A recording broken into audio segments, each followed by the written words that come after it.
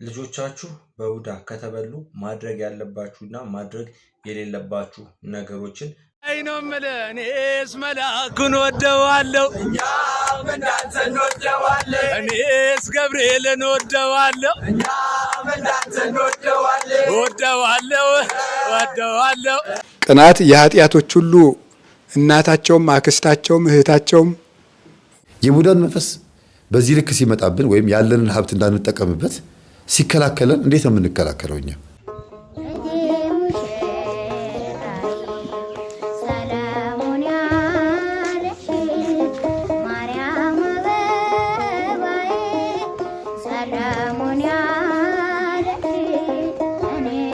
ሰላም ክቡራን ቻናላችን ቤተሰቦች እንዴት ናችሁ? በዛሬ ቪዲዮአችን አስተማሪና ቁም ነገር አዘል ቪዲዮዎች ወደ እናንተ ይዘን መጥተናል።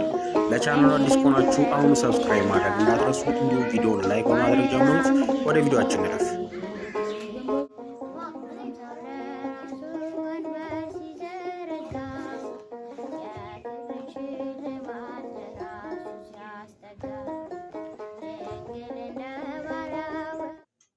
ልጆቻችሁ በቡዳ ከተበሉ ማድረግ ያለባችሁና ማድረግ የሌለባችሁ ነገሮችን መለየት አለባችሁ።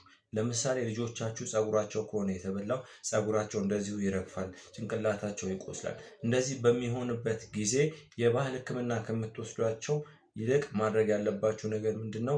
ወይ እምነት በጥብጣችሁ ጸጉራቸውን መሀልኛውን ከፍታችሁ ሁሉንም የጸጉራቸውን አካል መቀባት እምነቱን ወይ ቤተክርስቲያን ወስዳችሁ ቅባ ቅዱስ ማስደረግ። እንደዚሁ ደግሞ አይናቸው ከሆነ የተበላው አይናቸው ሲበላ በአብዛኛው ከአይናቸው ውስጥ ደም የሚወጣበት አጋጣሚ አለ። ይሄ እንደዚህ በቅጫም የሚሞላበት አጋጣሚ አለ።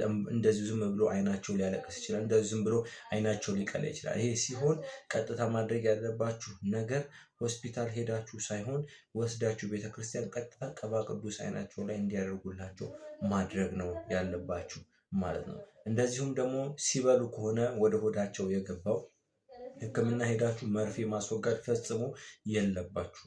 ምክንያቱም መርፌው ተወጉ ማለት እነዛ ልጆቻችሁ ወይ ፓራላይዝ ሆኑ ማለት ነው፣ ወይ ሞቱ ማለት ነው። ምክንያቱም ያ ህፃን ልጅ ወይ ያቺ ህፃን በቡዳ ስትበላ ስፕሪቱ ወይም መንፈሱ እነሱ ላይ ስላለ በውስጣቸው ሕክምና በማሳሳትም ሊሆን ይችላል፣ በሌላ ምክንያት ብቻ እነዛ ልጆች መጉዳት ስለሆነ እንደዚህ አይነት ነገሮች እንዳይከሰቱ ልክ እንደዚህ አይነት ነገሮችን ስታዩ መጀመሪያ ማድረግ ያለባችሁ ጸበል፣ ቅባ ቅዱስ ማለት ነው። እንደዚሁ ጥርሳቸው ከሆነ ደግሞ የተበላው የሚደረገው ምንድነው? እምነት እንዲያኝኩ ነው የምታረጓቸው። የትኛውም በቤታችሁ ያለ እምነትን እሱ ጥርሳቸው ላይ እንዲያኝኩ በጸበል በጥብጠው እንዲጠጡ ነው ማድረግ ያለባችሁ እንጂ ሆስፒታል ወስዳችሁ በገዛ እጃችሁ ልጆቻችሁ እንዲያልፉ ምክንያት መሆን የለባችሁም ማለት ነው። የሰው ጉዳይ የለውም እውነት ለመናገር። ነገር ግን መንፈስ ያለባቸው ሰዎች ለምሳሌ እነዛ ሰዎች ገና በህፃንነታቸው የቡዳ መንፈስ ከልጅነታቸው ከገባ እነሱንም ወደ ቡዳነት ይቀየራቸዋል በጊዜ ሂደት ማለት ነው። ገባችሁ? ወይም ከቤተሰብ በሚመጣ ነገር ማለት። ስለዚህ ወደው አይደለም ተይዘው ነው። እነሱ ላይ ያለው ስፕሪት ግን ብዙ ጥፋትን ያደርሳል ማለት ነው። ስለዚህ በቡዳ ሲበሉ ምክንያቱም ብታውቁትም ባታውቁትም እንደዚህ ዝም ብላችሁ ሕክምና ትወስዱ። ለሊት ሊቃዡ ይችላሉ። ለሊት ሸታቸውን አልጋ ላይ ሊሆኑ ይችላሉ። ለሊት ጥርሳቸውን ሊያንቀራጩ ይችላሉ። እንቅልፍ እምቢ ሊላቸው ይችላል። እንደዚሁ የሚዘገንን ለቅሶ ሊያለቅሱ ይችላሉ። ይሄ ሁላ የቡዳ ምልክት ስለሆነ እንደዚሁ ቀጥታ ሕክምና አትወሰዷቸው። አባቶች ባሉበት ቅባ ቅዱስ ወስዳችሁ አስቀቧቸው። በተከታታይ መዳን መፈወስ ይችላሉ ገና በህፃንነታቸው ማለት ነው። ካደገ ግን በጣም አስቸጋሪ ነው የሚሆነው። ሰላማቸው ይብዛል። ቅናት የኃጢአቶች ሁሉ እናታቸውም አክስታቸውም እህታቸውም ወንድማቸውም ማናት? ቅናት ናት። ጥሩ ቅናት አለ። በጸጋ መቅናት። እገሌ መጽሐፍ አንባቢ ነው እኔም አነባለሁ፣ እገሌ ይጸልያል እኔም እጸልያለሁ፣ እገሌ ይሰግዳል እኔም እሰግዳለሁ፣ እገሌ እየተማረ ነው እኔም እማራለሁ ብሎ የፍቅር ቅናት፣ የበጎ ቅናት፣ ሰዎች የሚያደርጉትን መልካም ነገር ለማድረግ መቅናት ሸጋ ቅናት ይባላል። ለእግዚአብሔር አምልኮ እንደ እሳት መቃጠል። የቤት ቅናት በላኝ እንዳለ ቅዱስ ዳዊት። ለእግዚአብሔር አምልኮ መቅናት፣ የእግዚአብሔር ስም ሲሰደብ መቅናት፣ ይሄ በጎ ቅናት ነው። ክፉ ቅናት ደግሞ ምን ይላል? ምን አይነት ቅናት ነው ክፉ ቅናት የሚባለው? ክፉ ቅናት የሚባለው ይሄ ምቀኝነት ነው። ምቀኝነት አንዳንዱን የማንደርስበትን መቅናት። ለምሳሌ አሁን ሴት በቄስ ብትቀናውን ጥሩ ነው የማይሆን ነገር ነው። እኔም ቄስ በሆንኩኝ እንደው ብትል አይሆን ወንድ አሁን የማይሆን ነገር መመኘት የማይሆን ቅናት ከንቱ ቅናት ይባላል። አሁን ወንድ እኔ እንደው ወልጄ ጡት ባጠባው ቢል የማይሆን ነገር ለምን ታስባለህ? እንደው ዛሬስ ወንድ በሆንኩ ዛሬ ሴት በሆንኩ ብሎ ሴቱ ወንድነት ወንዱ ሴትነት ቢመኝ አይሆንም። የማይሆን ቅናት አለ። ምንም የማይሆን ድሃ በንጉስ መቅናት። አሁን ባለትዳሩ ቄስ በጳጳስ ቢቀና ምን ይባላል? የማይሆን ነገር ነው። የቡዳን መንፈስ በዚህ ልክ ሲመጣብን ወይም ያለንን ሀብት እንዳንጠቀምበት ሲከላከለን እንዴት ነው የምንከላከለው? እኛ እሱን ለምሳሌ መሬት ሀብት ንብረት እያላቸው ግቢ እያላቸው ቤታቸው ቁስቁስ ያለ ነው።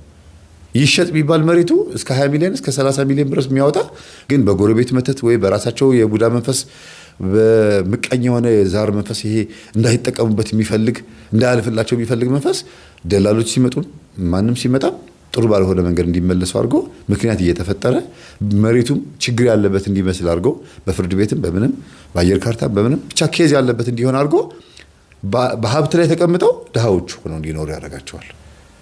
አያችሁ? ስለዚህ ይሄን መንፈስ ለመስበር በዛው ቤት ላይ በዛው በሚኖሩበት ቤት ላይ ጸሎት ቤት መስራት ነው የሚያወጣ። እዛው ቤት ውስጥ ሆነው መስገድ፣ መጾም፣ መጸለይና እኔ ውስጥ ያለህ በረከቴን የምትነጥቅ የቡዳ መንፈስ ልክ የኢዮብን ሀብት ንብረት እንዳወደምክበት ሀብቱን ሰይጣን አይቶበታል። ሂድ ሀብት ስላለው አይደለም ይከዳሃል ያልከኝ፣ ሀብቱን ብትወስድበት ይከዳሃል። እስቲ ሂድ ሀብቱን ውሰድበትና እንደሚከዳኝ ታያለህ አለው። ሰይጣን መጥቶ የኢዮብን ሀብት አየበት ነው የሚለው። ሰይጣን መጥቶ የኢዮብን ሀብት ሲያይበት በሽፍቶች ተወሰደ። ግመሉ፣ በጉ፣ አህያው፣ ምኑ ፈረሱ በሙሉ ተወሰደና ከዛ ወደ ልጆቹ መጣ።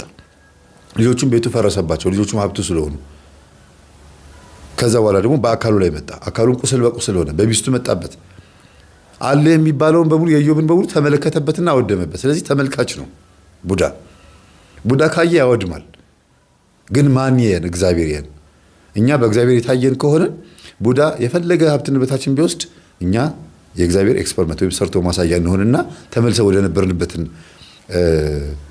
ሀብታችን እንመልሳለን። ምን ካልን ሰጪም ነሽም እግዚአብሔር ነው። ራሱ ሰጠኝ፣ ራሱ ወሰደው። እግዚአብሔር ሰጠ፣ እግዚአብሔር ነሳ።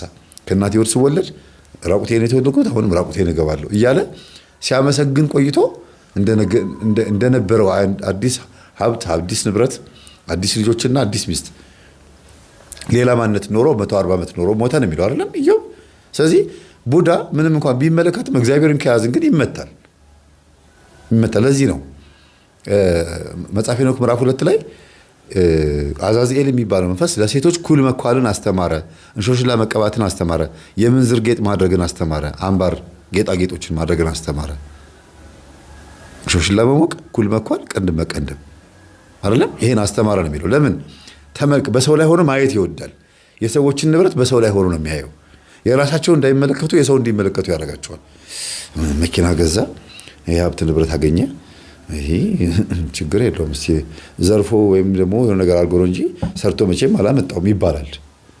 በቃ ያ ሰው ላይ ሆኖ ሀብታችሁን ይመለከትባችኋል። እናንተ እንዴት እንዳመጣችሁት እናንተ ነው የምታውቁት። በጤንነት ካመጣችሁት እግዚአብሔር ያግዛችኋል። በሌብነት ካመጣችሁት ደግሞ ያው ነው የታወቀ ነው። አጥፍቶ ጠፊ ነው የምትሆኑት። እና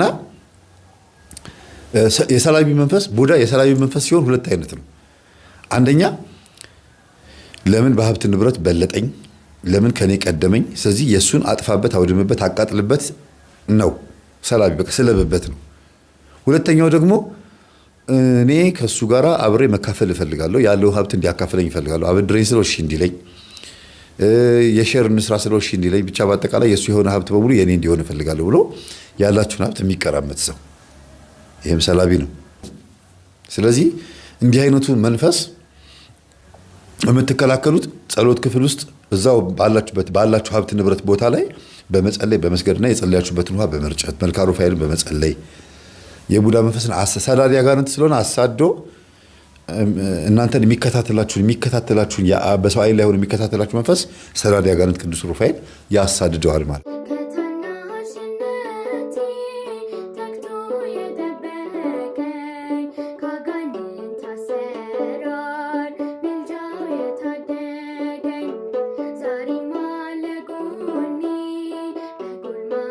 መድኃኒቴ